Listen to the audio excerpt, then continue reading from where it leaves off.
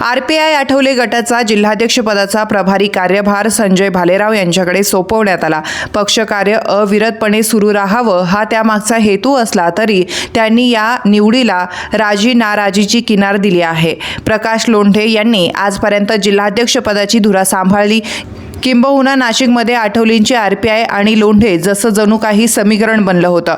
पक्षाचा मेळावा असो की आठवलेंचा दौरा फार झाल्या तर निवडणुका यात बोलबाला असायचा तो लोंढे यांचाच। गेल्या 4-5 महिन्यापासून आठवले यांची नाशिकची आरपीआय जरा थंडवल्याचं चित्र आहे। लोंढे कारागृहात असल्याने या पक्षात सध्या तरी शांतता आहे। नवीन जिल्हाध्यक्ष नेमून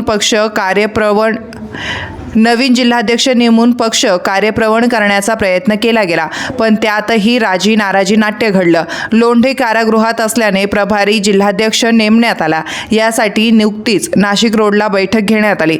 संजय भालेराव यांच्याकडे प्रभारी जिल्हाध्यक्ष सोपवण्याचा मुद्दा आहे, पण लोंढे कारागृहातून बाहेर येत नाही तोपर्यंत नवीन जिल्हाध्यक्ष नेमू नये अशी भूमिका एका गटाने घेतली आहे। काही कार्यकर्ते सभागृहाबाहेर आले तर जिल्हाध्यक्ष निवडीसाठी विरोध केला जातो अशी तक्रार दुसऱ्या गटाने केली आहे। यावरून काही काळ वातावरण तंगही झालं होतं।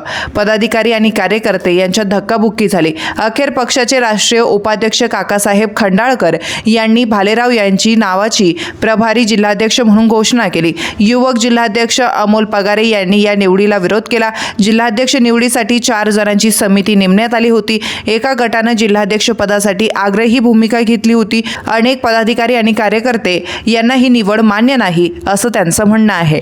तुमच्या भागातील प्रत्येक बातमी पाहण्यासाठी तसेच अशाच ताज्या आणि विश्वासार्ह घडामोडींसाठी उत्तर महाराष्ट्र न्यूज नेटवर्क सोबत जोडलेले रहा।